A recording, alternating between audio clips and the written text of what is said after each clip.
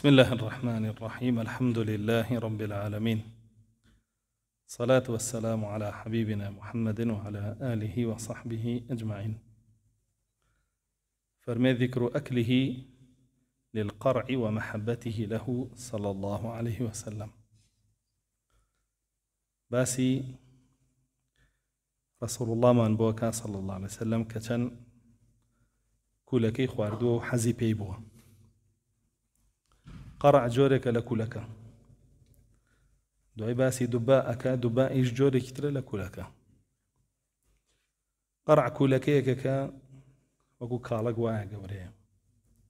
لەوانەیە زۆربەتان دیبێتان وەکو کاڵک وایە ئاوا گەورەیە. و یەقطین کولەکەیەکی ترە وەکو خەیار وایە، و دبائیش کولەکەیەکە ئاوا هەیە خوارەوەی مەستورە و ئەڵێ دوو دانەیە بەشی سەرەوەشی بچووکترە. ئەو سیانەمان هەیە. رسول الله صلی الله عليه وسلم بەرسێکی خواردووە. لە صحیحی مسلمە بابی با بڵێن ئەوەی داڕشتووە کە رسول الله صلی الله عليه وسلم حەزی لە کولەکە بووە خواردوویەتی، بەڵام ئەو بە یەقطین ناوی هێناوە، بەڵام خۆی عەرەب جیاوازیەکە لە نێوانەوە سێ جۆرەی کولەکەیە، و ئێمە جواب بزانم جیاوازی لە نێوان ناکەین، هەریەکە شتێکیان پێڵێن. جا ئەوەی کە ئاوا دوو بەشە وێ پێوترێت دووبا لەبەرەوەی ناوەکەی دەرهێنراوە، ئەوی کەی وەکو دەبە بەکارهێنراوە و بە زۆری ئەهلی جاهیلیەت مەشروبیان تێعاڵ کردووە و مەشروبیشیان تیا خواردووە، جا بۆی پێوترێت دووبا. ئیتر بچووکی هەبووە، گەورەی هەبووە، گەورەتری هەبووە، گەورەتری هەبووە، هەموو حەجمەکانی هەبوو. فرمي عن أنس أن النبي صلى الله عليه وسلم كان يعجبه القرع. أنس كوري مالك فرمي رسول الله صلى الله عليه وسلم حزي بخواردني كولك هبو أو جوريك بيوتري قرع أو كالكيو خرو قوريا. عن أنس قال كان رسول الله صلى الله عليه وسلم يحب الدباء، فإذا كان عندنا منه شيء أثرناه به. أنس كوري مالك فرمي رسول الله صلى الله عليه وسلم زور حزي لو جوري كولك أجبو كأوا دباء بو، يعني دوب أجبو. جا فرمي قال إيما لا مان بوها بتايبت أمان بربوي كما زاني حزي ليدي خو ما نمان أخوار أمان بربوه. عن أنس أن النبي صلى الله عليه وسلم أتى منزل خياط فقرب إليه قصعة فيها ثريد وعليه الدباء، فجعل يتتبع الدباء فما زلت أحب الدباء من يومئذ. أنس كوري مالك فرمي جاري كان رسول الله صلى الله عليه وسلم هذا بو مالي خياتك دي أرجلو برقي بودوري فرمي وخياتش شي بو رسول الله دانا قصعيك سينيك كتشيت يابو ثريد يابو ثريد باس بانكر خمان بيالين تياقوشا تريد يجهر لو هاتو لين تريد يعني هر ثريد. وفرمي وثريدا كولكي بسروا بجوري دباء. فرمي لو كاتوك رسول الله بيني دستي أبر بس كولك كان يا إخوان عزيبه وي رسول الله صلى الله عليه وسلم زوري حزلة ثريد بو بلام لنا ثريد شا عزيلة كولك كيبوا. فرمي لو رجوا من يجي ترحزم لا كولك كيبوا كبوشي ويا. عن أنس بن مالك أن النبي صلى الله عليه وسلم كان يعجبه القرع، قال فربما أتيته بالمرقة فيها قرع فيلتمس بأصبعه. أنس كوري مالك فرمي رسول الله صلى الله عليه وسلم حزي بكولك أبو زورجار أفرمك شليك عن بو هنا مرق شليه، فرمي شليك عن بو هنا يكولك دست يبربو كولك كان يجيك هض يبجارد أو يخوارد. عن أنس بن مالك أن رسول الله صلى الله عليه وسلم كان يحب القرع، وإذا كان وضع بين يديه ثريد عليه قرع يلتقط القرع. قال أنس فأنا أحب القرع لحب رسول الله صلى الله عليه وسلم إياه. عن أنس قال بعث معي أم سليم بمكتل إلى النبي صلى الله عليه وسلم فيه رطب فلم أجده في بيته، فإذا هو عند مولى له وراه خياطا قد صنع له ثريد لحم وقرع، فدعاني فلما رأيته يعجبه القرع جعلت أدنيه منه، فلما رجع إلى منزله وضعت المكتل بين يديه وجعل يأكل منه ويقسم إلى أن أتى على آخره. أنسی کوڕی مالیکە فەرمێ دایکم جارێکیان با بڵێن سەبەتەیەک خۆرمای پێدام، زەمبیلەیەک خۆرمای پێدام، میکتە لەوەیە کە بیبم بۆ لای ڕەسوڵ الله صلی الله عليه وسلم. فەرمێ منیش زەمبیلە خورماکەم بر بۆ لای ڕەسوڵ الله صلی الله عليه وسلم، بەڵام بینیم لە ماڵی مەولایەکی خۆیەتی. مەولا وتمان یا کۆیلەیە ئازادی کردووە یا مەولای ئیسلامەتیە یاخود خزم و کەسی یەکن بۆ شێوە هاوپەیمانن. فەرمێ لای خەیاڵێک بوو ئەو فەریدی بۆ دروست کردبوو بەچی؟ بە گۆشتاو، بە گۆشت و گۆشتاو ئاوە. وتمان فەرید بەجگە لە گۆشتیش دروست سەکرێ، باسمان کرد. فەرمێ فەریدەکە قەرعی تیا بوو، کوولەکەی تیا بوو. ڕەسوڵ الله منی بان کرد بخۆم لەگەڵ یا کەچی سەیرم کرد خۆی زیاتر کوولەکەکە ئاخۆ. فەرمیش کوولەکەکانم بۆ نزیکە کردەوە ئەنەسی کوڕی مالک. فەرمێ کاتێکیش کە ڕەسوڵ الله صلی الله عليه وسلم گەشتەوە ماڵەوە ئەو خورمایی کە بۆمان بردبوو خورمای تەڕ ڕوتەب لە یامە بەسی خورمای تەڕە لە زەمبیلەکەیە. فەرمێ خۆی لی خوارد و هەر هەمووی بەخشیەوە بەسەر خەڵکە. جا چەند کیلۆ بووە؟ ئەو زەمبیلەیە 15 ساع بووە. 15 ساع بووە. ساعێک خورما چەندێکە؟ 2 کیلۆ تقریبا نیوە بڵین. ئەگەر بڵین 15 کیلۆ نی تقریبا 37 کیلۆ نی و 40 کیلۆ بۆتەوە بڵین هەمووی بەخشیوەتەوە بە خەڵکیە. عن أنس قال رأيت النبي صلى الله عليه وسلم يتتبع الدباء من الصفحة فلا أزال أحبه. أنس کوڕی مالیکە فەرمی رسول الله زۆر دیوە کە لە خواردنا زیاتر دەستی بۆ کوولەکە بردووە خواردوێتی لەو کاتەوە منیش حەزم بە کوولەکەیە. عن أنس أن النبي صلى الله عليه وسلم كان يعجبه الدباء وهو القرع. عن أنس قال كان النبي صلى الله عليه وسلم تعجبه الفاغية وكان أعجب الطعام إليه الدباء. فاغية بونا فرمي رسول الله صلى الله عليه وسلم حزيب بوني فاغية بو بەڵام چ بۆنێکە؟ بۆنێکە لە بەروبوومی هەر گیایەک بێ کە خۆی بۆن خۆشە. زۆر گیامان هەیە بۆنی خۆشە. رسول الله صلى الله عليه وسلم حەزی بە بەرهەمەکەی بۆ ینی گوڵەکەی کە پێی بێت. حتا گوڵی اعتیادیش ئەوەی کە ئینسان بەکاری یعنی حەزی بەوەش بووە رسول الله صلى الله عليه وسلم ئەوەی کاڕوێ لە باخوشتا بۆنی خۆش بێت. رسول الله صلى الله عليه وسلم حەزی پێی بووە. جا فەرمێ و هەر خواردنێکیش کوولەکەی تیا بووە پێی خۆش بوو. عن محمد بن عبد الله قال سمعت أنسا قال كان النبي صلى الله عليه وسلم يكثر من أكل الدباء فقلت يا رسول الله إنك تكثر من أكل الدباء قال إنه يكثر الدماغ ويزيد في العقل. أنسي كوري مالك رضا ورحمتي الله إليه بفرمي رسول الله صلى الله عليه وسلم زوري حزلة دباء أبو ما بس يكولك فالمجاري كان بيمد أي رسول الله صلى الله عليه وسلم توزور دباء بكاريني ويخوي ويتا إيرا صحيحة بزن بشي فرمودك صحيح نية كأفرمي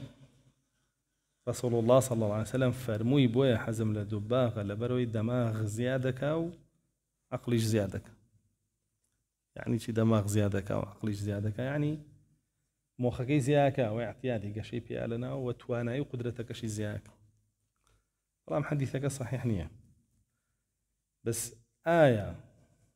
رسول الله صلى الله عليه وسلم كان ده حزي لكولك بو اما جاي غنيه بو اويك كولك خواردنيكي باش بو ك ناغون جاي رسول الله صلى الله عليه وسلم خواردنيك باش نبو زوري لي خواردن لا سودي هبو وباش بو زوري لي خواردن ونهات ولا هيج فرموديكا كولكي با سوره وكراوي خوارد به سور بكريتو همي هاتو كلاو خواردويتي وەنەکوولەکە بۆ خواردنەکانی کەش نەهاتۆ بە سوورە و کراوی خوارد بێتی یا بە برژاوی خوارد بێتی زیاتر هەمووی بەچی خواردووە کوڵاوی خواردووە گۆشت و ما باقی خواردنەکانی کە هەر هەمووی هاتووە گۆشتی برژاوی خواردووە بەڵام نەهاتووە بۆ ئەو خواردنانی کە گیاین بە برژاوی خوارد بێتی ئللا بە کوڵاوی خواردوێتی. عن حكيم بن جابر الأحمسي عن أبيه قال دخلت على رسول الله صلى الله عليه وسلم فرأيت عنده الدباء فقلت ما هذا يا رسول الله؟ قال نكثر به طعام أهلنا. أفرمي چون بلاي رسول الله صلى الله عليه وسلم بينيم رسول الله صلى الله عليه وسلم كلك أخوة وتمي رسول الله صلى الله عليه وسلم وأنا كلك أخوي فرمي خواردنيك خواردني مالك من زياك يعني خواردنيكي ببركته وما بستكيتي أما أجر بقى لقان بيبيسن كلك قرانا قال مسلمان إيش بيبيسن زوري لي أخوان بس حقي خوي دي كلك تشاك خواردنيك تشاك بلا واقدار بن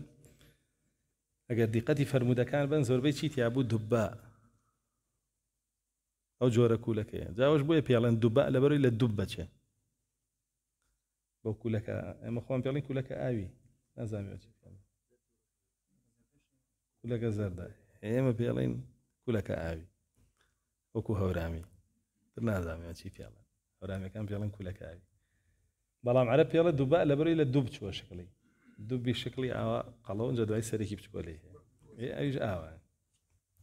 بيعمت الدباء ولو شو الدبة هاتوا خوان بيعلن دبا أبو شيء جالس أنا دود دسكيان بوكر ياخذ لسرو بقفلك علي أنا قلت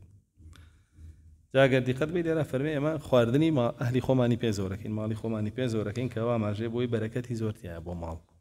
وهموش ينتيري بيه خونو وبو معيدش زور باش إسراحتي بيه بابيتشواني خواردنا كاني تروا باش أنا فرمي ذكر جمعه بين الطعامين صلى الله عليه وسلم رسول الله صلى الله عليه وسلم تشدوا خواردني كي بيك وخواردو يعني ساما خواردنيك بو بالتانية طبعا كم رسول الله صلى الله عليه وسلم دو خواردني بيك وخواردو زور كم ليرة باسي خواردنك باسي خواردنوناك يقنا دو خواردنوشي بيك وخواردو سي خواردنوشي بيك وخواردو سيش تكلا هنگوينو آوي قرمي تاكل كردو خواردويتي آوي قلبا قلنا يعني يو آوي كهنگوينكات ويتوتي آوي دا قرم وشيرو هنگويني بيك وخواردوتو شیرو هنگوینو اردی جوی بیکو خواردو تو هر با گرمی تکلای کردو خورما و هنگوینو اردی جوی بیکو خواردو تو هر بیکو تکلای کردو آو جوره همیوی بیکو کردو به نبیذ خواردویتی و گدوین باسم و گنجاو یک جور میوه بی گنجاو چند جوره میوه بی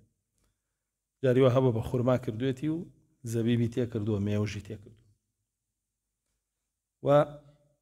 ليرة باس يوانان هكا وكو خواردويتي بيكو فرمي عن عبد الله بن جعفر قال رأيت النبي صلى الله عليه وسلم يأكل القثاء بالرطب فرمي رسول الله بني صلى الله عليه وسلم عبد الله كري جعفري كري أبو طالب رضي رحمته الله إليه فرمي بني رسول الله صلى الله عليه وسلم أو دوشت بيكا وأخوة خرما خيار هذا كي بخدس خورما خيار طبعا شون بيك او خواردويتي خورما يكو پارچه خيار نه وانا پارچه خيار و خورما يك بيكو پارچه خيار و پارچه خورما بيكو خواردويتي يعني تيك الله يكدو باش انا فرمي عن سهل بن سعد قال كان النبي صلى الله عليه وسلم يأكل البطيخ بالرطب رسول الله صلى الله عليه وسلم كالكي شي خوار بخورما بطيخ كالك أي خوارد بخورما يعني التي كالك والتي خورما اخسنا ودمي وبيك ويخوارد عن عائشة قالت كان النبي صلى الله عليه وسلم يأكل البطيخ بالرطب بهمان شو لأنسي شو فرمي كان يعجبه البطيخ بالرطب فرق يعجبه شيء لقل يأكل كوتي يعجبه يعني حزي شي ليبو خواردو شيتي كوتي يأكل يعني يخوارد مرجنية هرشتك خوارد بيتي زور حزي ليبو به والله زور حزي ليبو به أو مرجع يعني ليرا فرمي لو فرموداني ترى هم يفرمي أي خوارد والله لما أنا فرمي زوري شي حز ليبو طبعا وجه الحكمة تيتيا كوكرنوي خيارو خرما بيكو ياخذ كالكو خرما بيكو حكمتي تيا و بيتش سودي زور بيو استفادەی زۆر هەبێ. رسول الله صلی الله عليه وسلم هەرگیز خواردنێکی ناخوارد کە زەرەر لە جەستەی بە و قورسی کا بۆ عیبادەت و شەیاطینی لێ نزیک بکاتەوە. ئەگەر شتێکی وای بخواردە دەستنوێژێگر بە دوایە وەک گۆشتی حوشتر و هەر شتێکی تریش ڕاستەوخۆ ئاگری بەرکەوتووە. ئەویش حەدیثی لەسەرە بەڵام دوای نەسخ بۆتەوە دەستنوێژ ناشکێنێ. بۆیە رسول الله صلی الله عليه وسلم ئاگادار بن کە باسی خواردنەکانی ئەکرێ ئیترەوە خواردنێکی بەسوودە بۆ جەستە و خواردنێکە لەشی ئینسان قورس ناکاو یارمەتیە بۆ عیبادەتەکانی و خواردنێکیشە شەیاطین نزیک ناکاتەوە لە ئینسان، چونکە بەڕاستی زۆرێک لە خواردنەکان شەیاطین نزیکەکەنەوە لە ئینسان. ئینسان ئاگای لە خۆی یاخود مەلایکەی لێ دوورەخەنەوە. ئەو خواردنانەشی کە خواردوێتی تەنانەت کاریگەری هەبووە لەسەر عەرەقی جسمیشی و پاکی هێشتوەتەوە. عەرەقەکەشی بۆنی خۆش بۆ رسول الله صلی الله عليه وسلم. باشان فەرمێ عن ربيع عن الربيع قالت بۆڵێ قالت ئەبێ قالە بێ چونکە ڕوبەعی پیاوە ئەو غەڵەتە بیکەن بە قالە. أهديت النبي صلى الله عليه وسلم قناع رطب وأجر زغب يعني القثاء فأكله وأعطاني ذهبا وقال تحلي بهذا. ربيع أبي أفرد بطا بأفرد بين بياونية ما يقول التي غلطة لا ببلغي حديثك قالته سبيت طالب ببلغي حديثك قالته فرمي ربيع أفرتك فرمي دياريك بربو رسول الله صلى الله عليه وسلم قناعك خرمابو قناع بابلين تقريبا صاع خرما أقري مشتيك أقري لقلت شيء أفرمي زغب وأجر زغب أجر جوكو كي زواب وسالة شرم دروسك زغب خيارك بابلين لا يخو من بيالين بارولا خيار هێشتا تو کەوردەکانی پێوەیە ئەو خیارێ ئەگەدار بن قسە لە زمانی عەرەبیە بە ترۆزی ژەوترێ هەر بە خیار ناوترێ جا ئەمەیان کە باسیەوەکە تو کەوردەکانی پێوە زیاتر لە ترۆزیەچ باشە زغوب ئەوەیە ئەفەرمێ ئەوەم دا بە رەسوڵ الله صلی الله عليه وسلم فأكله دەستی کرد بە خواردن دوایی ئاڵتوونێکی یا بە من فەرمووی خۆتی پێ بڕازێنەرەوە و بەڵگەی چییە ڕوبای ئافرەت چکە پیاو وایە نەیەوت بۆ ئاڵتوونە خۆ بڕازێنەوەی بی بە بیفرۆشە و پارەکەی بەکاربێنە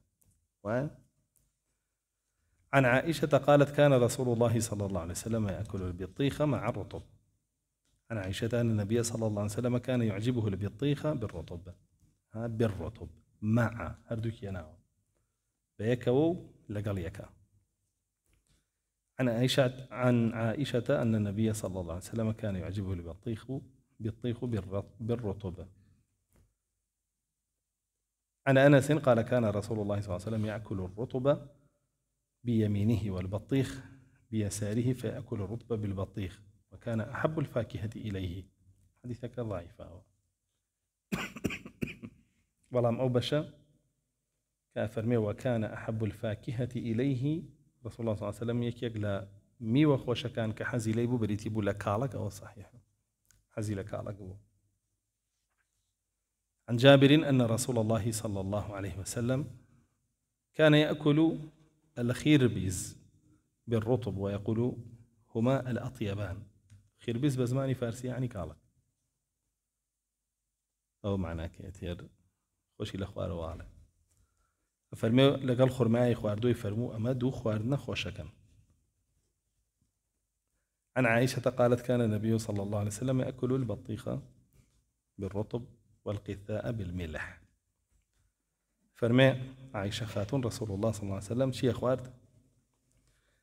خرماي خوار بكالك وخياريش بخويوه بلام أو بشي خيار بخويوه ضعيفة أو بشي صحيح نية.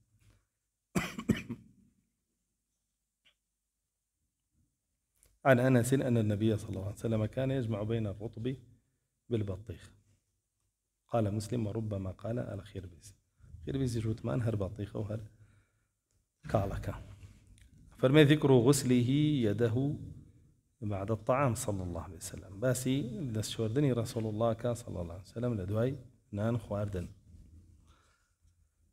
طبعا رسول الله صلى الله عليه وسلم هاتووە کە پێش نان خواردنیش دەستی شۆردو و دوای نان خواردنیش دەستی شۆردووە. بەس دوای نان خواردن کە دەستی شۆردووە هەتاوەکو پەنجەکانی نەلێست بێتەوە دەستی نەشۆردووە. أنس فرمي قال رسول الله صلى الله عليه وسلم من أحب أن تكثر بركة بيته فليتوضأ إذا حضر غداؤه وإذا رفع. حديثي ضعيفة هذا حديث شيء أنا ولا بابك كفرمي رسول الله صلى الله عليه وسلم فرمين بيتان خوش بركتي مالكتان زياد بك كاتك خواردنا خوان دزنيش بقرن كطواويش بون لي هل دزنيش بقرن. حديثي ضعيفة بەڵام دەستشۆردنەکە هاتووە لە دەرسی پێشوە باسمان کرد كان لا يغسل يديه حتى يلعقهما دەستی نەشۆرد هەتا پەنجەکانی نەلێسێتەوە. ذكر قوله عند الفراغ من الطعام وشكره لربه باسی ئەو ذیکرانە ئەکا کە رسول الله صلى الله عليه وسلم لە دوای نان خواردن خوێندوونی. طبعا أنواع ذكر هاتووە کە رسول الله صلى الله عليه وسلم دوای نان خواردن خوێندوونی بەڵام ئینسان ئەتوانێ هەر ذیکرێکیان هەڵبژێرێ بیخوێنێ واشتوانێ ئەگەر بتوانێ هەمووی لەبەرکە هەر جارۆیەکێکیان بخوێنێ. فرمي عن أبي هريرة أن رسول الله صلى الله عليه وسلم دعاه رجل إلى طعام فذهبنا معه فلما طعم وغسل يده أو قال يديه قال الحمد لله الذي يطعم ولا يطعم من علينا فهدانا وأطعمنا وساقانا وكل بلاء حسن أبلانا الحمد لله غير مودع ولا مكافئ ولا مكفور ولا مستغنى عنه ربنا الحمد لله الذي أطعم من الطعام وسقى من الشراب وكسى من العرى وهدى من الضلال وبصر من العمى والحمد لله الذي فضلني على كثير من خلقه تفضيلا الحمد لله رب العالمين. أبو هريرة رضي رحمة الله إليه فرمي پیاوێک رسول الله صلى الله عليه وسلم دعوت کرد بۆ خواردنێک فەرمێ مەش لەگەڵ یا ڕۆشتین کە رسول الله صلى الله عليه وسلم لێ بوویەوە لە نان خواردنەکە چی کرد دەستەکانی شۆرد یاخود دەستی شۆرد. لێرە ما بێ بە شاهید بۆ بابی پێش خۆی حەدیثەکە حەسەنە صحیح نییە حەسەنە بڵێ لە خوار صحیحەوەیە بەڵام هەر مەقبولە وەرەگیرێ. فەرمێ ئەنجا دووە ئەو رسول الله صلى الله عليه وسلم ئەم دوعای خوێن. طبعا ئەو دوعایە چوار پێنج ئەلحەمدی تایە پێنج سپاسگوزاری تایە کە رسول الله صلى الله عليه وسلم دەری ئەبڕێ بۆ الله سبحانه وتعالى. یەکەمیان لەسەر خواردنەکە دووەمیان لەسەر هیدایەت چونکە خواردنەکە بۆ جەستێ هیدایەتەکە بۆ ڕۆح و دەروونە. هەموو دوعاکانی رسول الله صلى الله عليه وسلم لە دوای نان خواردن با بڵێن سپاس و ستایشی لەسەر هیدایەتیش تایە لەسەر ئیسلامەتیش تایە جگە لەوەی لەسەر چی تایەتی لەسەر خواردنەکە خۆی تایەتی. پاشان حەمدی دووەمی لەسەر پاراستنیەتی لە فەقیری و لە نەبوونی و بەڵاو موسیبەت و لەسەر با بڵێن ئەوەی کە یارمەتی داوە ئەو سپاسگوزار بێ لەگەڵ خواردنەکەشە. حەمدی سێمی دیسان لسر جلو برقو ديسان هداية لضلالة بصيرة بعد العمى. حمدي دواء ويش حمدي شوارم سپاسی الله کە لە بەرەی فەضڵێوی داوە بەسەر زۆرێک لە خەڵکیە زۆرێک لە خەڵکی مسلمان نییە کە تۆ مسلمانی وە فەضڵێکی زۆری داوە بەسەر تۆە کە بە خەڵکی نەداوە و لەسەر ئەوەشی کە زۆرێک لە خەڵکی نان نییە بیخوا زۆرێک لە خەڵکی ئێستا حالیان نان نییە بیخوا ئێستا لە غەزە خەڵکێک هەیە نان نییە بیخوا خواردنیشی لا نییە و ئاویشی لا نییە ئەوەی کە دیراسەیان بکە حاڵیان ببینێ خۆی بە ئیسراحەت نانی پێ ناخورێ هەردوو ڤیدۆیان ببینی ئێوارە خۆ نانێ لە بەرچاوکە بەداخەوە هەموو عالەمیش بێدەنگە لە ئاستیە تەنانەت ئەوانەشی کە ئیدعایەوەیانە کرد پشتیانەگرن بە شیعە و مەجووس و ئێرانەوە سەرەتا پشتگیری خۆیانیان بۆ دەربڕین بەس دوایی پشتیان تێکردن و هەتا ئێستش حەماس داواکە لە نەتەوە یەکگرتووەکانی ئیسرائیل ئاگر بەس قوبوڵکە ئەی بۆ هێرشکردە سەری بۆ داواگر بەستیژەکەی دوایی کە ئەو بەسەرهێنان کە بەسەرهێنا ئێمە باسی ئەومان کرد وتمان خۆزگا حەماس لە ئەخیرەوە داواگر بەستی ناکرد خەڵک جوێنی پیان سوکایەتی پێکردین چیان پێنەوتین چیان پێ نەکردین ئێستا ژۆ تا خۆی داواگر بەستەکە ێ پرسیاری لێ بکە بۆ کردن بۆ ئێستا داوای وەستاندنی شەڕەکەی بۆ دەست پێ کرد بۆ داواشیەکەی ئەو پرسیارە لیان بکەن لە سەرکردەکانیان دوێنێ لای خامنایی بوون ئەوە ڕیز بوون لە تەنیشتی جەزیرە پیشانی داواکەن لە نەتەوە یەکگرتووەکان کوفری عالەمی کە ئیسرائیل بۆ سێنێ لیان نەکوژێ ڕاستی ابن تەیمیە 800 ساڵ لەمە قسەی زۆر جوانی کردو فەرمێ پیسترین کەلیمە و کەلیمەیە بێتە هۆی ڕژانی خوێنی موسڵمان پیسترین کەلیمەیە و کەلیمە بە چەند کەس ئەو کەلیمەی وتە بێ ئاگاشی لە خۆی نەبووێت چەند کەس کردوێتی ئەو کەلیمەیە ئیتر ئەگەر کەلیمەکەی پشتگیری بوو بێ بۆ کەلیمەیەکیش کە ڕژانی خوێنی موسڵمانانی تیە هەندێک بابەت هەیە ئینسان ئاوا نەکەوێت پیاە دەمی تێ بخە بە دوایی باجەکەی زۆر قورسەکەوێت لەسەری بە سەرەتا کە شەڕەکە ڕوویە خۆتان ئاگادار بوون لەبەرەوەی حەملەی هەڵبژاردنە بوو حرەکیەکان و حیزبە بەناو ئیسلامیەکان بردیان و گەورەیان کرد و بەکاریشانە بۆ لێدانی ئێمە شەو ڕۆژ گوێندان و پیاوی جوولەکە و سەهیۆنی و نازانم چیوەمان ئێستا بۆ باسی ناکەن خۆ ئێستا وەزعیان خراپترە لەو کاتە بۆ هیچ ناڵێن لەسەری ئێستا خراپتر نییە لەو کاتە بۆ هیچ ناڵێن بۆ باسی ناکەن بۆ هەر کوژاونەتەوە کوا بەرنامەکانتان کوا مێزگرتەکانتان کوا چوار دوعای خێر بۆیان بکەن ئێمە معلوماتی تەوامان هەیە لە مزگەوتەکانیشیانە لە قونوتیشا دوعای خێریان بۆ ناکەن هەرچی بە کەڵک بێ بۆ حملاتی انتخابات و نازامانە بەکاری بێن وەچیش بە کەڵک ناو خواکرا موسڵمانان تیاچون بێدەنگ بن لەسەری ئەمە وەریگرنم قسەیە لە من ئەم پشبەردانی موسڵمانە لە غەزە لەلایەن موسڵمانانی جیهانەوە باجێکی زۆر قورسیە بێت هەمووی ئەیدا قەت نەگونجاوە الله سبحانه وتعالى لێگەڕێ لە قەومێک کە بە دیاریانەوە خوشک و براکانیان ناموسیان هەتکە کرێ خوێنیانە ڕێژێنرێ برسی و تونیە کرێن ڕۆژ و ڕەجاڵە کرێن ئەمان بێ مووقیفن و الله سبحانه وتعالى لێیان گەڕێ و عەذابیان نایە عقوبەیان نایە ئیلا عقوبەی داوە عقوبەیەکی قورس هەموو یەکرێتەوە ئێستر کەی و چۆن الله سبحانه وتعالى خۆی ئەزانێ هەرچەند ئێمە خۆمان هەر لە مەرحەلەی عقوبەیان هێز ئێستا ڕێک وەکو بەنی ئیسرائیلمان لێ هاتووە یەتیهونە فی الأرض بەردەوام لە ناو زەویا وێڵ و دێوانە سوڕینەوە نازانین چیەکەین و بەرەو کوێ ڕۆین و هەدەفمان چیە و ئامانجمان چیە مسڵمانان بەعام لە هەموو عالەمی ئیسلامیە لەوای ئاژین إلا طائفەیەک نەبێت کە بەش الله سبحانه وتعالى خۆی زانێ لە کوێن و چۆنن و طبعا نەبێ لە هەموو جێگایەک هەبن و بەپێی توانایی خۆیانی تر دەستیان هەبێ دەمیان هەبێ بەڵام بڵێ بە حەقیقی لە جێگایەکان و ئەوەن نایبینی وێ بەڕاستی بەداخەوە ئێستا ئەمڕۆ کەسانێک هەن ئەوە حاڵیانە و ئەمە شتێکیش نییە تازە بێ لەسەر مسڵمانان ئێمە لێمان نەبراوە لە کارەسات و لە مەجاعە و لە کوشت و بڕ و لە خوێن ڕشتن بەناحەق تر هەر جارە و لە جێگایەکی جیهانە مسڵمانان لێیانە کوژرێ و لێیانە بڕێ و لێیان بێسەر و شوێنەکرێ و لێیان برسیەکرێ لێیان تونیەکرێ و خەڵکیش بەبای خەیاڵیان نایە ئەوەشی بەبای خەیاڵیان نایە و بەڵگەیەوەیە کە چییە کە لەو جەستەیە نییە ڕسوڵ الله صلی الله علیه و سلم فەرمێ نمونەیان وەکو جەستەیە گوایە ئێمە لە سەرەتاشەوە خەمی و جەستەیەمان بوو ئێستاش هەر خەمی و جەستەیە خوێن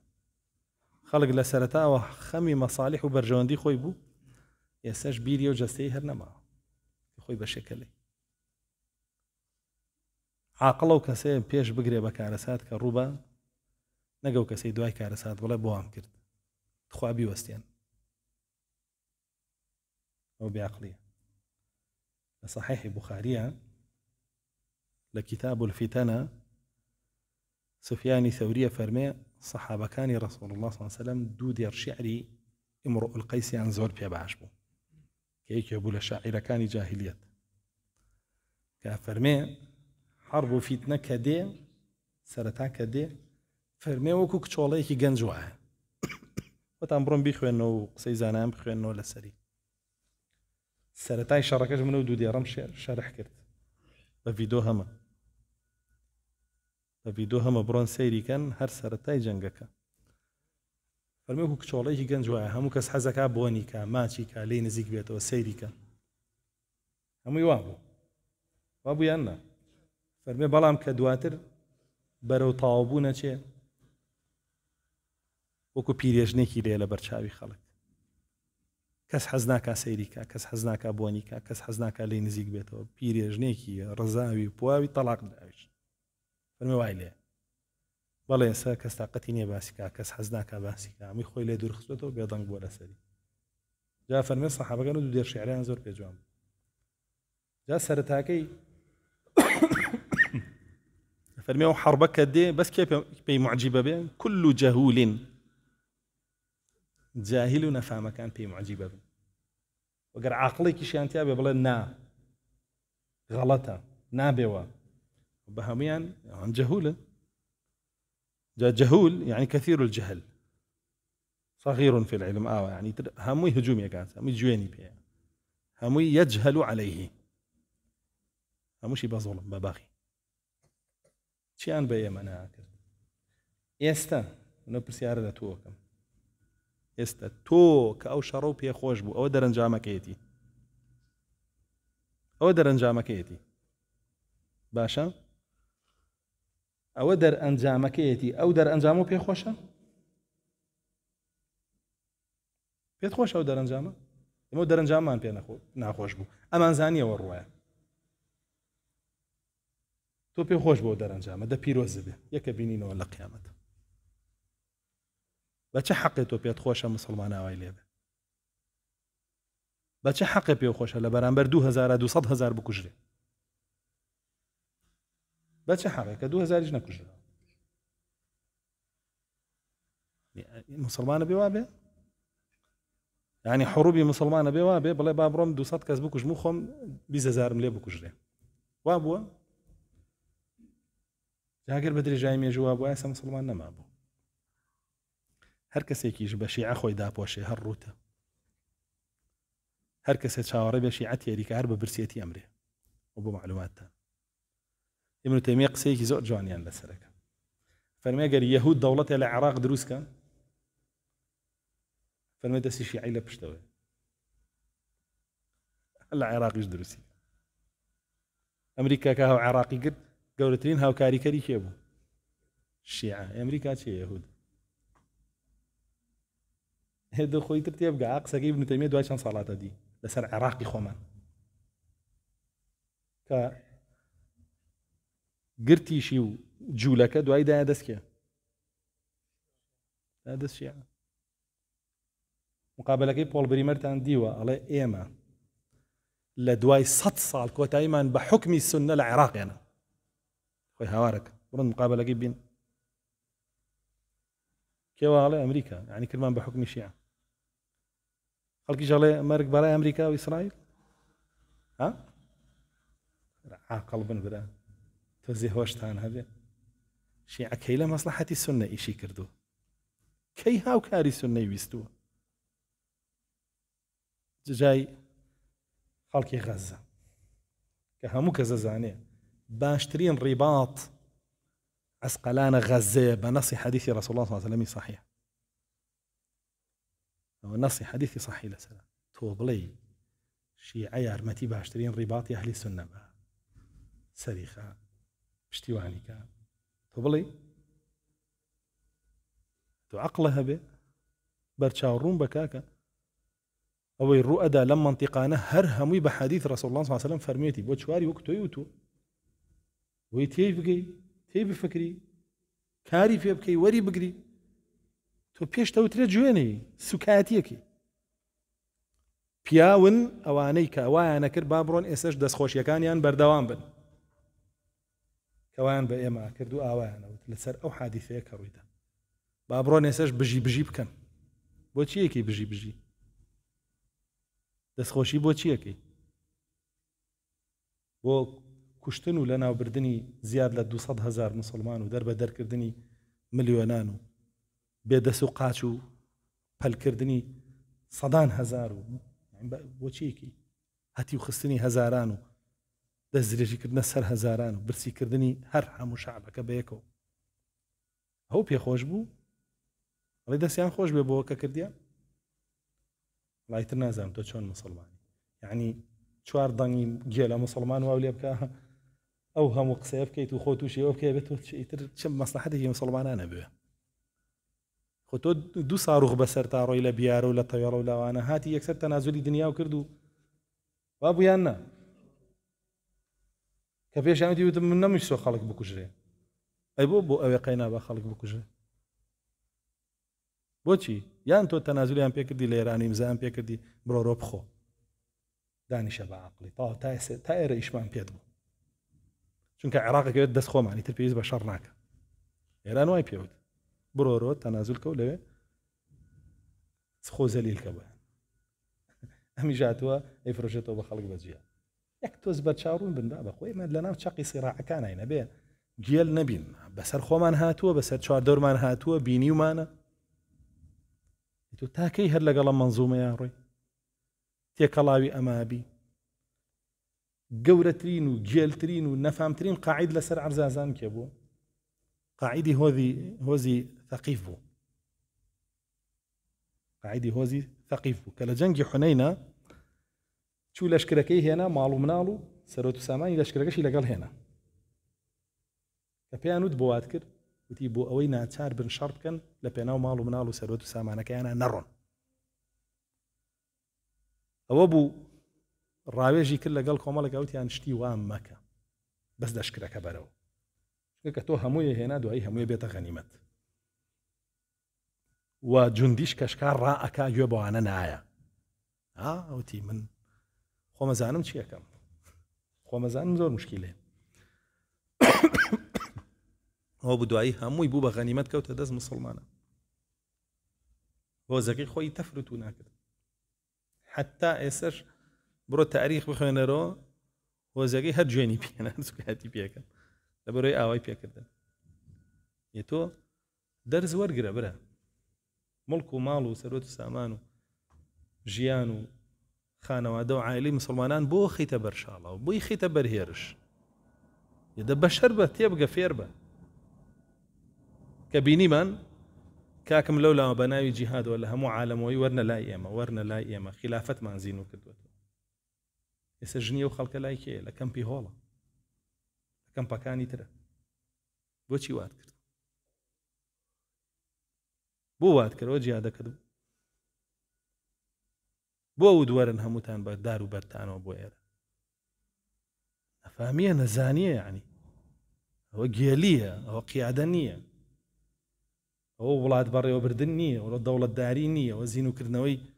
دین و خلافەت نییە کە تا ئێسش بە دەیان 1,000 و 30,000 لە کەمپەکانە دەستدرێژیان نەکرێتە سەر چۆنە بێ وا بکەی لە مسلمانان و ئاوا بیانکەی بە پارو بیانکەی بە قوڕگی دوژمنەکانیانە چۆن شتی وا بێ بۆچی ڕەسوڵ الله صلی الله علیه وسلم هیجرەتی بە نهێنی کرد بۆچی نەیەتوانی بڵێ بە دوو گەنج ئامڕۆن شەوێک ئەبوو جەهل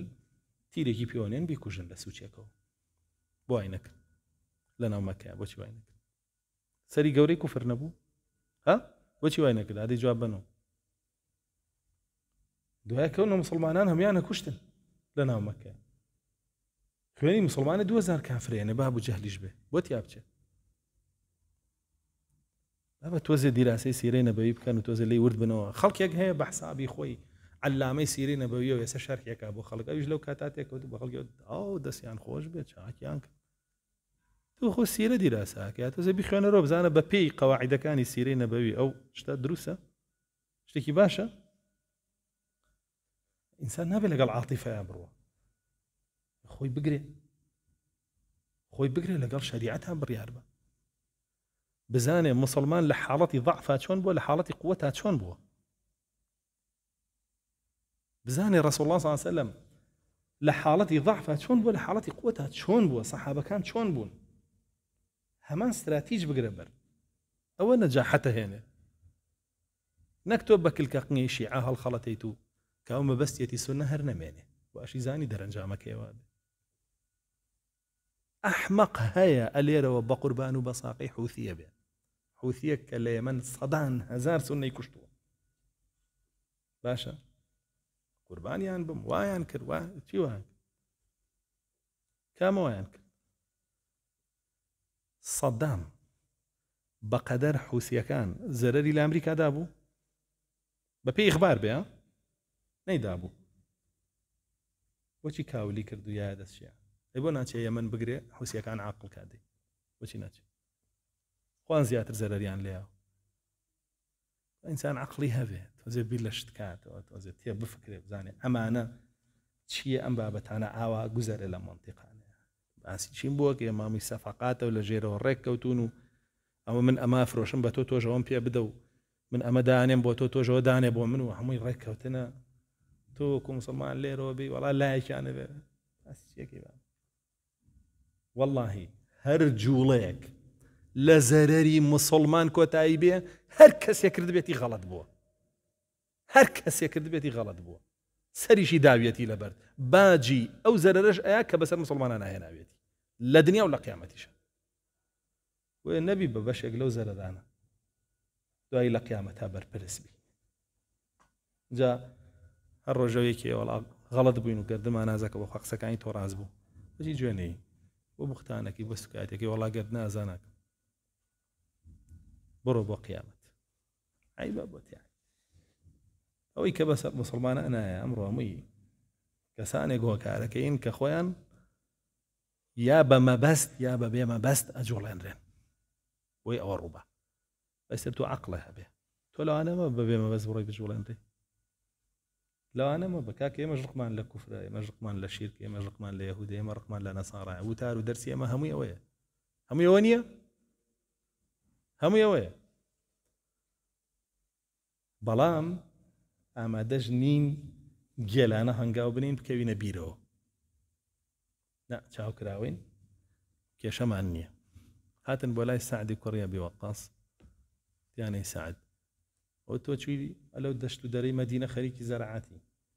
وەرە با وەرە پشتی عەلی بگرە، وەرە پشتی بگرە،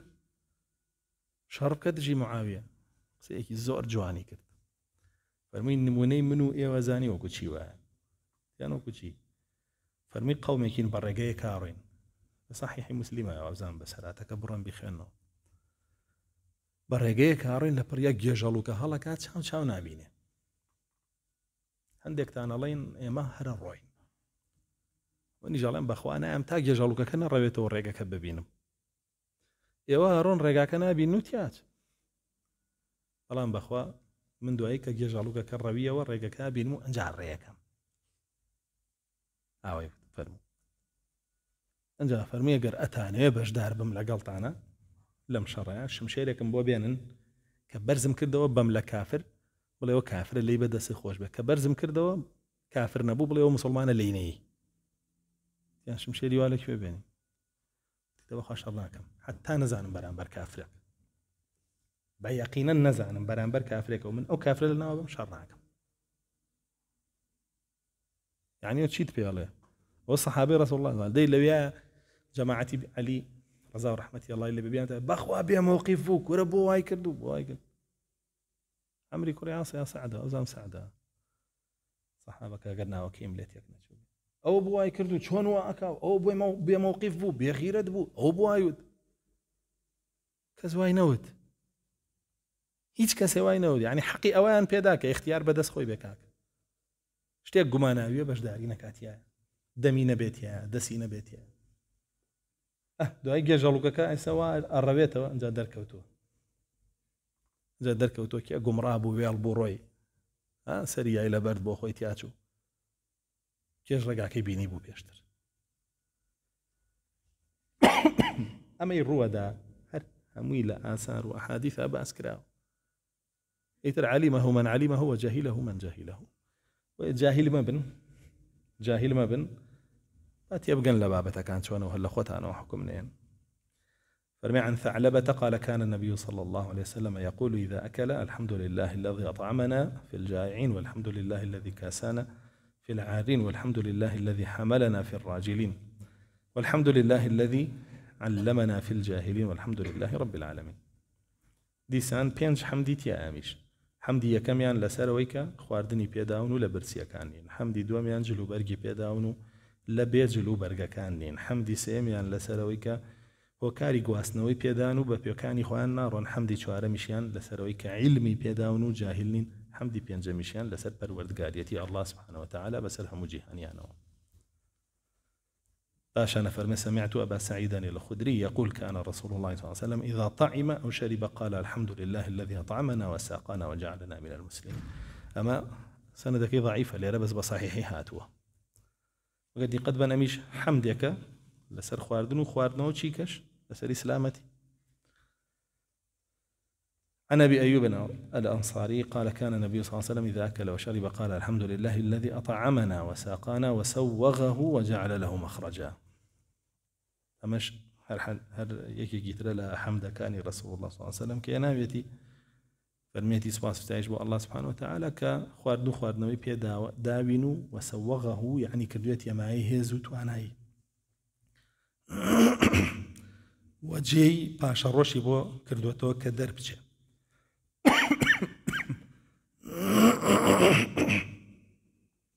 عن أبي أمامة الباهلي قال كان النبي صلى الله عليه وسلم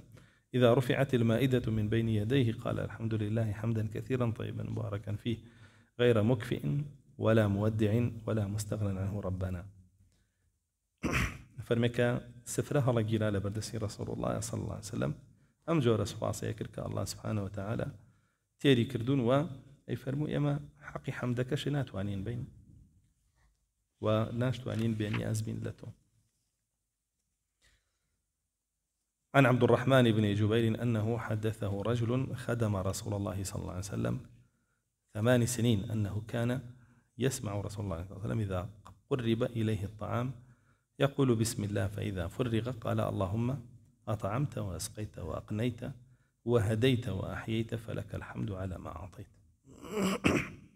فرمي رسول الله صلى الله عليه وسلم يكل خزمة كاركاني بويجي راوينتو أما ثوبانا قالين ثوبانا أنا سنية أو خزمة كارا مولاي رسول الله صلى الله عليه وسلم. فرميتي رسول الله صلى الله عليه وسلم كخواردني بودان رأي فرمو بسم الله أنجاي خوارد كطواوي جبو أي فرموي پروردگارم خواردن بيداين وخواردنوش بيداين وملكو ماليش بيداين أقنيت لاقتناء وهاتو اقتناء يعني أبيبا ملكي أوشتا اقتنيت منزلا اقتنيت سيارة يعني مالكم كربا ملكي خوم سياريكم كربا ملكي خوم عام. وهديت هدايتي شيئين وأحييت بزندويه هشتويتنتوا سباس استعيش بوتو لسلح مشتاق. ذكر الآنية التي كان يشرب فيها رسول الله صلى الله عليه وسلم لتجورة بابلين برداخ جامكا آوي خواردوتو شربتي خواردوتو شيري خواردوتو بابتانا. عن محمد بن أبي إسماعيل قال دخلت على أنس فرأيت في بيته قدحا من خشب فقال كان النبي صلى الله عليه وسلم يشرب فيه ويتوضأ. محمد كري إسماعيل جرام محمد كري إسماعيل فرميت شوم بولاي أنس كري مالك رضا ورحمتي الله إليه قدحي كذر هنا يعني جامع كذر هنا كلا تختب خشب. فرمي رسول الله صلى الله عليه وسلم لما هاوي اخوار دو لما شاد دزنيج يقل اما يقلا جاء مقابكاني كتشيبوا تختبوا. عن ابن عباس أن صاحب اسكندرية بعث إلى رسول الله صلى الله عليه وسلم بقدح قوارير وكان يشرب منه. فرمي صاحب اسكندرية ما بس كيه ما بس مقوقس أميري قبطية كان. فرمي جامێکی شوشەی ناردبوو بۆ رسول الله صلى الله عليه وسلم لەوەیە ئاوی خواردەوە. قواریر شوشەیە قارورەیە مفردەکەی قواریر شوشەیە بۆ جەمعەکەی. رسول الله صلى الله عليه وسلم بە ئافرەتانە فەرمێ رفقا بالقواریر نەرمونیان بن لەگەڵ شوشەکان وەبەستی چییە؟ ئافرەت ئەبێ بە حەزەرەوە مامەڵی لەگەڵ باشە نەیشکێنی کەشکانی تر بە قەڵک نامێنێ بفڕی بێ وەجگە لەوەش کەشکانێ لەوانەیە پارچەکانی چاک بۆ بڕێ حەقە لێ کاتەوە عەزیەت بە بۆ ئەوەی شکان بێتی بە ڕۆژ شەو شکانوێتی برینانی کردووە شەو شکان بێتی بە ڕۆژ عەزیەتی داوەتەوە بڕی بێتی فەرمودەکە زۆر گەورەیە ینی تەشبیهەکەی ڕەسوڵ الله صلی الله علیه وسلم زۆر عەجایبە ئەمە خاڵی دووەم خاڵی سێم شوشە ئەگەر بێت توێ مالیکەی بەڵخ ئەکرێ و ناشرینە بێت تێگەچ بەس ئەگەر بیسڕیت و پاکی کردەوە هێمالی نەکەی جوانە بێ و ڕەونەقیە ئافرەت وایە ئەگەر بێت و گرنگی پێبیت و ڕێزی بگری توانە جوانترە بێ زگەر بێت و پشتگوێی خەیت و هێمالیکەی وردە وردە ئەپوکێتەوە ئینسان هەبووە پێشەوەی زەواج بکە ئەو ڕەونەق و جوانی نەبووە کە کردوێتی زۆر جوان و بە ڕەونەق بووە لەبەرەوەی مێردەکەی باش بووە لەگەڵ هەش بۆ خۆی پێشەوەی شوو بکە لەو پەڕی ڕەونەق و جوانیە بووە کەیتر شووی کردووە بەدبەخت بووە بۆ خۆی سێرەکەی تێک چۆ ناشرین بۆ تووشی هێزار نەخۆشی بووە لەبەرەوەی مێردەکەی خراپ بووە لەگەڵی باشە بۆیە فەرمێ ئێوە نەرم بن لەگەڵیان بۆی ئەگەرتانەوێ بە جوانی بمێنێتەوە ئەگەرتانەوەی ئیسفادەی هەبێ ئەگەرتانەوێ نەشکێ ئەگەرتانەوێ عەزیەتتان نەیە نەرم بن لەگەڵی تر ئەگەر ڕق بی لەگەڵی بەخوا هەمووی لێگرێتەوە هەر هەمووی لێگرێتەوە پاشان ئافرەت پێویستی بەوە هەیە بپارێزرێ پێویستی بۆیە بپارێزرێ ئەمەیەکی لە خاڵەکان خۆمان کە ماڵ بارەکەین شوشەکان چی لێگەین کێن ناو پەڕۆ و شتەوە و ئەی پێچینەوە و نەوەک لە ڕێگە بەرێ بکێ بشکێن بێ بۆیە پێویستی بە پاراستن و پێویستی بە داپۆشین هەیە بۆی بمێنێتەوە بە ساغ و سەلامەتی ئەگەر بیخەیتەوە مناڵ هەڵیە ئەو هەڵی بە ئەو یاری پێ بکە ئاشکێ ئەو ماڵی مناڵی زۆرە کوپی شوشە خۆی ناگرێت یا قاپی شوشە خۆی ناگرێت یا بۆ سێگەمی پلاسکۆوە کڕێ بۆی نەشکێ ئەوە لەبەرەوەیە جا بۆیە ئەو ئینسانەی کە لاسارە وەکو مناڵ ڕەفتارەکە یۆنی ئافرەتی بیتە دەست یۆنی ئافرەتی بێت کە ریفقی نییە حەسەکە فرمێ ریفقان بالقەواری کە نەرمونیان نییە بە جوانی بەهێمنی بە ڕێکوپێکی تەعاملی لەگەڵ ناکە بەخوا یەوەنی ئافرەتی بیتە دەست بۆیە گەر ویستێ کژ بە شوبەی تەماشا بکە زانان پیاوە تەبیعەتی چۆنە زان گرنگی پێیە بزانە نەرمونیانە لەگەڵی بزانە هێمن و لەسەر خۆی بزانای پارێزێ یگنامەی دەرێ ناژڵین پیاوەکەوەنە نەرم بێتەوە نەرم بێتەوە کەڵکی تیان نەمێنێ دوای ژنەکە نەزانێ خۆی پیاوەیە واژنە پاژنەکە هەر هەز بە پیاوەتیە و بکە چکە بەڕاستی پیاو کە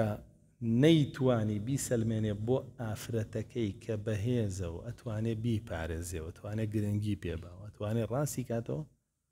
ئافرەتیش حەز بە ژیان ناکا لەگەڵی چونکە ئاڵێ ئەمە من شوم بە ژنێ کردووە من خۆم ژنم دایمە ئەمانمێ بە دوای ئەمانە ئاگەڕێم جاتخوا ئەوی ژن بێم ئەمانە لەکوێ بێنمە بۆیە ئەبێ ئاگاداری بۆش بینەوە لەو بابەتەوە ئەوە هاتووە جا فەرمێ ڕەسوڵ الله صلی الله علیه وسلم لەو قاپە شوشەیە ئاوی خواردەوە خۆشی فەرمێ حدثنا مقوقس قال أهديت إلى رسول الله صلى الله عليه وسلم قدح قوارير فشرب منه هذا حديث ضعيف عن أنس أنه أرسل إليه بقدح رسول الله صلى الله عليه وسلم كان يشرب فيه يجر صحيح نعم عن أنس بن مالك قال سقيت رسول الله صلى الله عليه وسلم بهذا القدح الماء واللبن والنبيذ فلولا أني رأيت أصابعه في هذه الحلقة لجعلت عليها الذهب والفضة بأن صحيحة فرمي أم قد حيك بيما أنسيك وري مالك هر لما آوم برسول الله داو شيرم بيداو شربتي شم بيداو ئەگەر من جێگە پەنجەکانیم هەست پێ نەکردایە لەسەری نەمدیایە بەدەستی خۆی گرتوێتی و قواردوێتەوە و نایەتی بەدەمێەوە ئەوە ئاڵتون و زیوم بەسەرە با بڵێن ڕووپۆشە کرد. عن أنس قال كنت أسقي النبي صلى الله عليه وسلم في هذا القدح اللبن والعسل والسويق والنبيذ والماء البارد بهمان شوي آوي سادي شيناو رسول الله صلى الله عليه وسلم لقابي قريشة آوي خواردوته وشيري خواردوته ومشتكي خواردوته قابك قرب يدرس كرابه باشا و عادتي نبوة هل لشتي ناس وقران بهايا بخواته أو ملكة كانوا أبون کوڕەکەی قەیسەر یا کیسرا ئایگرن بە دیل ئەیهێنن بۆ لای ئیمامی عومەر لە قاپی قوڕە ئاویە دەنێ بیخوا چونکە لێوی ئەوەنە ناسکە و فێر نەبووە هەر لەسەر ئاڵتون و زیو بووە کە یەکەم جار پێخوا لێوی هەمووی لەدلەتە بێ و تووشی حەساسیەتە بێ تر عومەری کوڕی خەتاب بەزەی پیاتەوە ڕێیەکێ لە دەفرەکانی خۆی بێن با لەوەیە بخواتەوە بە ئینسان ناسک نەبێ تۆزێ بەرگەگر بێ هەر پیاوە بێ زبر بێت تۆزێ قورس بێ صفة تنفسه في الإناء رسول الله صلى الله عليه وسلم چەند جار هەناسەی داوە کاتێک کە ئاوی خواردۆتەوە وبەسیەوە نییە هەناسەکەی کردبێتەوە ناو دەفرەکە حدثنا أنس بن مالك أنه رأى رسول الله صلى الله عليه وسلم شرب جرعة ثم قطع ثم سمى ثم جرع ثم قطع ثم سمى ثلاثا حتى فرغ فلما شرب حمد الله عليه فرمي رسول الله صلى الله عليه وسلم بينم آوي خواردو بسم الله كردو قميكي خواردو بسم الله كردو قميكي تري خواردو بسم الله كردو قميكي تري خواردو يعني لهرسي نفسكاتي وتو بسم الله فرموه فرمي لآخر جارة فرمي الحمد لله عن أنس بن مالك قال كان النبي صلى الله عليه وسلم يتنفس في الإناء مرتين أو ثلاثة جاري وهب دو جار هناسي دال بيني أو خواردنا جاري وجب السياجار ما لين السياقم ويقم نية باشا جرعة بربا دمي خوتي جاري بربا دم سياقم قويبتني هاو يعني أنا أبو مان لبرداخ كان برداخكم خواردو هلوم قرآنه بيكزا يجي لا بالما بو يعني سنة بس يجاري خد واخر سيبر داخلكم سيبر داخلكم خواردو يو بس يجار خوارد ويجرعة مرجنية قم به باشا وهاتو شافرمي بدو جار إسنادي وحديثش حسنة شيمية بەڵام گرنگەوەیە تۆ ئاوەکەت بە یەک جار ئاوا نەبێ هاتووشە یەک جار ئاوی خواردەوە بەڵامەوە ئاوی تونیەتی شکاندن نەبووە ئاوی دەمتەڕکردن بووە باشە کابرا دەرساڵێتەوە شتە خوات شتە نووسێتەوە ئاوێکی لە پاڵایە یەک جار لێ خوا داهێنێتەوە بۆ قوڕگ و تەڕکردنە لە وشک بوونەوە بۆ ئاو خواردنەوە نییە تێر ئاو بێ ئەگەر بۆ بێ سێقم بابي خوا دوقم بابي خوا لسر بو غير كيف عندنا مخالفه سنتي كابرا تونينيه شتي خواردو اوي شي خواردو تو هرتوي كامل هنا مي بخواتو بس جاغر هم جاري قرقي وشك بيته وانا او بخوا داما بمشكله بها وين هذا بلا يوم مخالفه سنه عن ابن مسعود قال كان رسول الله صلى الله عليه وسلم اذا شرب تنفس على الاناء 3 انفاس يحمد الله على كل نفس ويشكره عند آخرين هلا بهريرة شو همان فرمودك يا نسي هنابو أمي ابن مسعود زياديك يا فرمي رسول الله صلى الله عليه وسلم قال آوي بخوار دا سيجار أنا سيدا لسر أو خوارنك ولهريك يجيش أنا الحمد لله أجلس لو أنا سهاتبو لا سرتاي همي أنا بسم الله لما أنا هاتوا لا سرتاي همي الحمد لله كردوا ولا آخري شو سواسي الله كردوا الحمد لله الذي ساقاني أو هاتوا ذكري دواء أو خواردنا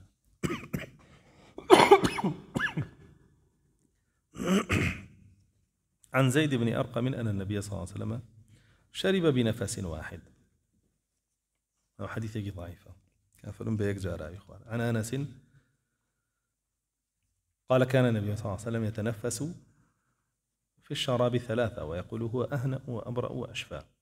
ما حديثك صح وقال أنس فأنا أتنفس في الشراب 3 أنا سيكوري مالك فرمي رسول الله صلى الله عليه وسلم كأبي خواردو بس يجاري خواردو سيها ناس إلى دروادا وأي فرمو أما أهنأ يعني باشترى كتامي آوك بكيتو جيجي لي ببيني وأبرأ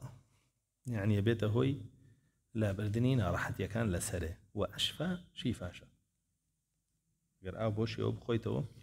هم تام لآوك بيني مسودية كم كأناويتي دو و پارێزێ لە نەخۆشکەوتن سێش نەخۆشیێکی شابێ شیفا دەدات چونکە ئەو خۆی شیفایەکی چاکی تایە بۆ ئینسان وجعلنا من الماء كل شيء حي ئەوە ڕوونە ژیانەوەی تایە بۆ هەموو شتێ ئەو ئیتر نەخۆشیش عادەتەن لە کارکەوتن و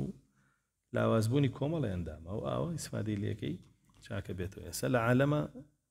جۆرێک لە چارەسەر هەیە، چارەسەر بە ئاو، حەت چارەسەرە و چارەسەرێکی پێشکەوتوشە و زۆر کەسیش بەکاری هێنێ ئیسفادەشی لێکە. چارەسەری نەخۆشیەکانت بە ئاو،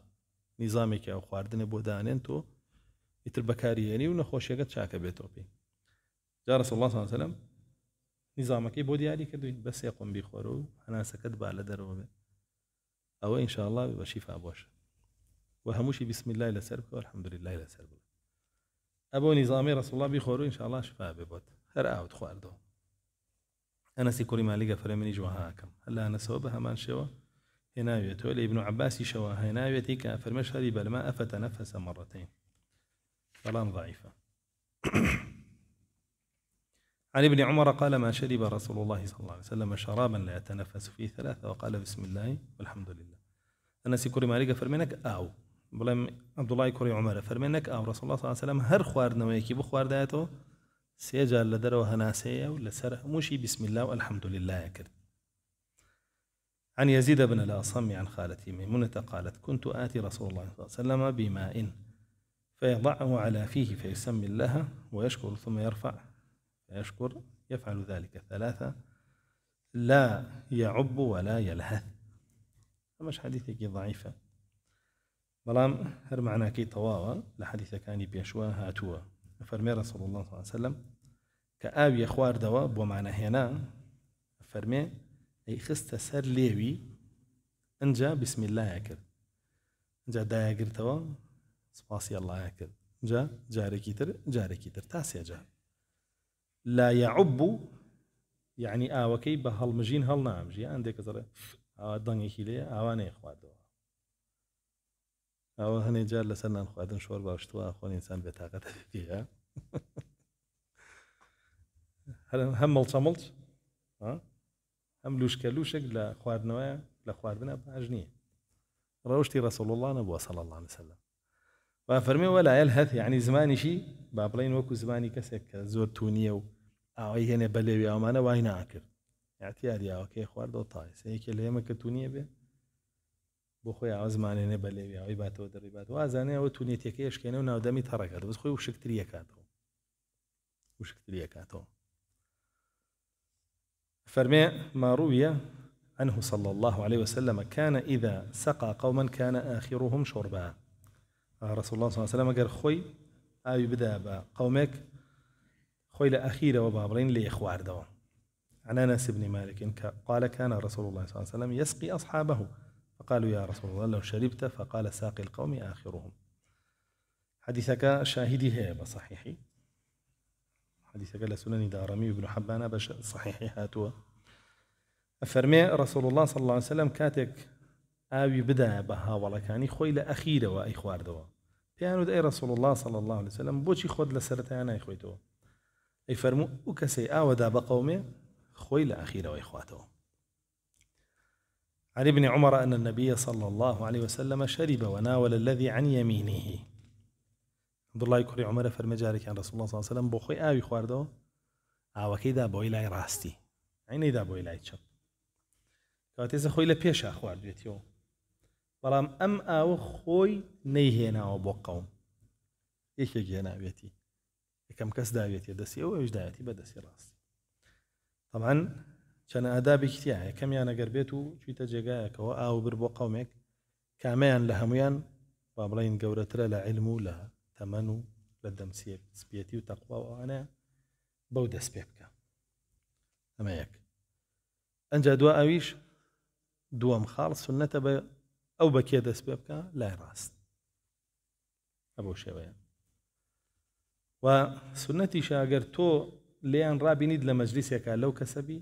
کە تۆ شایستەبی یەکەم کە زاوەکەومی وەریگرە، مەگەر لە حاڵەتێکانە بێ فاضلتر ببینی بڵێ بیدەن بەو.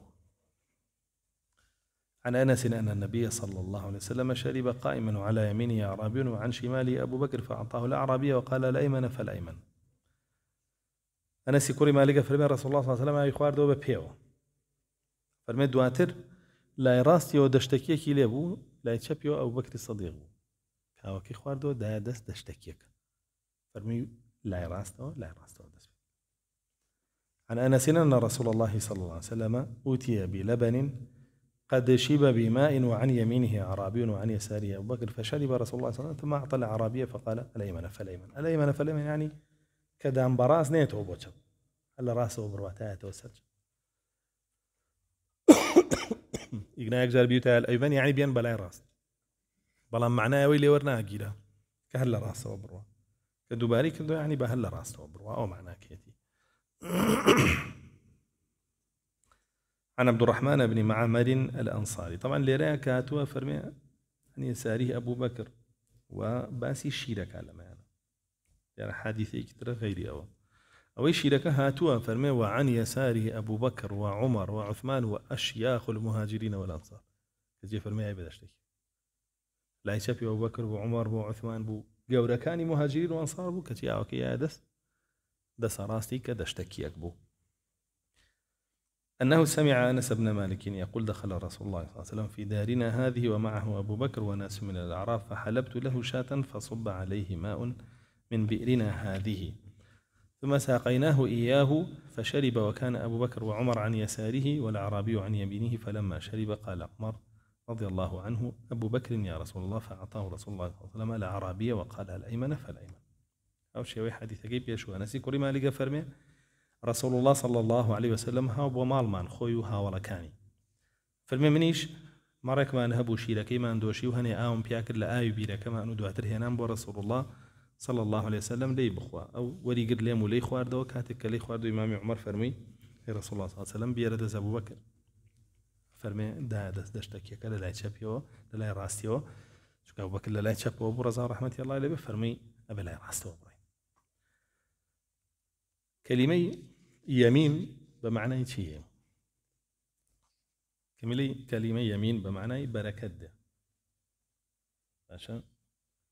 كبكس قالي نبي أيمن نبي أيمن يعني بر بركة عين كسيك إنسانك بر بركة وقال لا الراستو يعني بركة لبيوين بركة لبيوين شون كبو ملايكي لا راستين وسيا شاكانوس بوشي وين كاتا او ملائكاني كلتون زيغنا ابن وزور بان لا راسول يطلع عيان هي لسر كتابك بو بركه لو جاء كملائكه لي ذكر شربه قائما وقاعدا سباسي شي من بوكا رسول الله صلى الله عليه وسلم يخوار دو توبه وبدانش ثاني شو طبعا اما لباب مقارنة أم دوشتا وكويكا باشا لباب مفاضلة فاضل أفضل معناه أفضل شيء بدانشتانه أو بخيته فاضل كامل ببيو أو بخيته بوشيو هرشان اللي سر أم بابا خلاف الزورة كآية كراهته هي مستحبة ياخذ حرامته ببيو أو بخيته زور بيزانان لقلوان حلال ببيو أو بخيته إيش كيشيكيني هندي كان لين كراهتي هي هندي كان لين هيج كيشينية كراهتي شينية بالام السنة دعاء بفيه وبني خويته بدانشتانو بخويته هندي كان لين هردوكي سنة وكويا راي إمام لقلوا هردوكي سنة وكويا بيسا هم وفرمدانا هنا كرسول الله صلى الله عليه وسلم بفيش وهاي خارجه بدانشتانو هم هنا زور بشي صحيحة يعني اشتكى ثابت بوك يا شينية بويا للاي شافعية كان كتماشى أم بابتها كان كاميان باشا فالمدانشتانو باش